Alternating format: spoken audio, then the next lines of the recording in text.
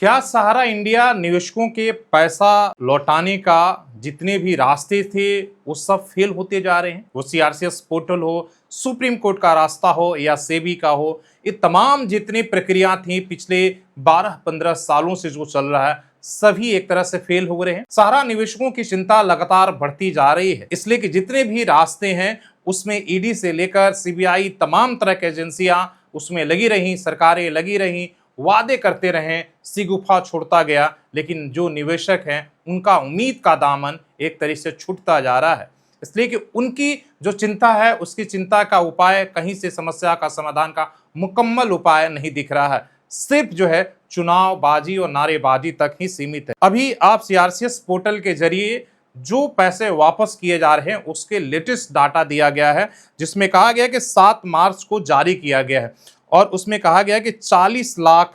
जो है से अधिक आवेदन लोगों ने किया है और उसका प्रसंस्करण मतलब उसका निदान किया गया है और मंत्रालय के मुताबिक इस प्रक्रिया में 8,845 करोड़ रुपए जो है और सीधे राशि उनके अकाउंट में डाल दिए गए हैं। लेकिन जब यहाँ दावा किया जा रहा है कि 13 करोड़ निवेशक हैं, 40 लाख से ज्यादा कर्मचारी मतलब एजेंट तमाम सहारा के साथ जुड़े हुए लोग काम कर रहे हैं, वैसे में उनके लिए ऊंट के मुंह में जीरा ये सारी राशि हो रही है। कई स्कीमों के द्वारा पैसा लिया गया है, जिसमें 4 स्कीमों के में सिर्फ ही 4 स्कीमों या 4 सोसाइटियों के केवल पैसे वापस किए जा रहे हैं। तो बाकी जो स्कीम या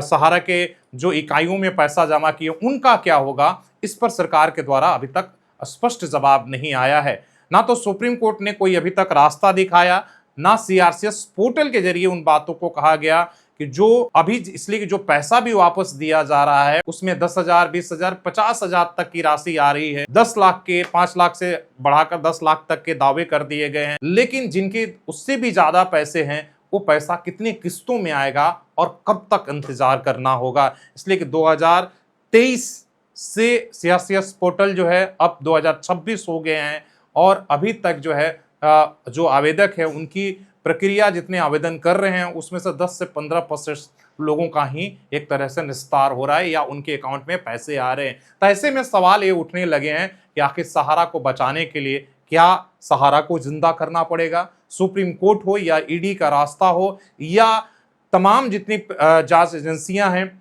वो जितनी भी सरकारी सेबी से लेकर वो सिर्फ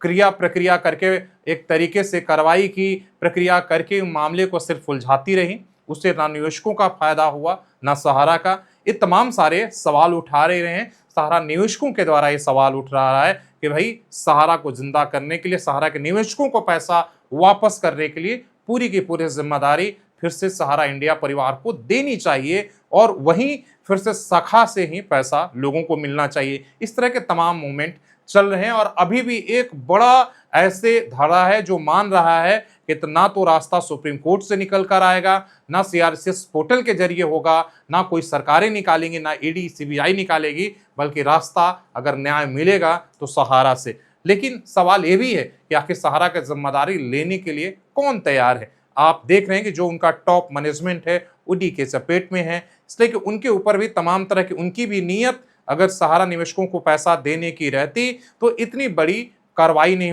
होती। इसलिए कि वो भी एक तरह से टाल मटोल करते रहे और लगातार ये कहते रहे हैं जांच एजेंसियों के तहत कि हम तो पैसा दे रहे हैं सुप्रीम कोर्ट के जरिए, सीआरसीएस पोर्टल के जरिए, तो हम पर कोई केस नहीं बनना चाहिए। जबकि सच्चाई यह है कि सुप्रीम कोर्ट के पास 25,000 करोड़ केवल आपके पैसे जमा हैं जो सेबी के उसको लेकर अब तक हुए हैं, लेकिन जो देनदारी है वो उसका आंकड़ा कहा जा रहा है, कोई कह रहा है 2.5 लाख करोड़ से भी ऊपर है। इसलिए कि सही आंकड़े नहीं आ रहे हैं अभी तक और कितनी स्कीमों के नाम पर पैसे ला रहे हैं उसका भी खुलासा अभी तक नहीं हो रहा। लोकसभा में इसको लेकर कई बार भी सवाल गुंजा, लेकिन एक तरीके से सिर्फ उतना ही इंफॉर्मेशन बाहर आता है जितना इतना कह सकते हैं कि एक तरह खाना आपूर्ति किया जा रहा है। वैसे में सहारा निवेशक एक तरीके से नाउम्मीद हो रहे हैं और वो उनको कोई रास्ता नहीं सूझ रहा है। आपको क्या लगता है कि सहारा निवेशकों का न्याय का रास्ता किस धर से निकल कर आएगा? सुप्रीम कोर्ट से, केंद्र सरकार से, सीआरसीएस पोर्टल के जरिए या ईडी सीबीआई की कार्रवाई से, या सहारा को पुनः जिंदा करके? आप अपने कमेंट करके जरूर बताइएगा और अपनी बात सरकार तक पहुंचाने के लिए वीडियो को जरूर शेयर करिएगा। धन्यवाद।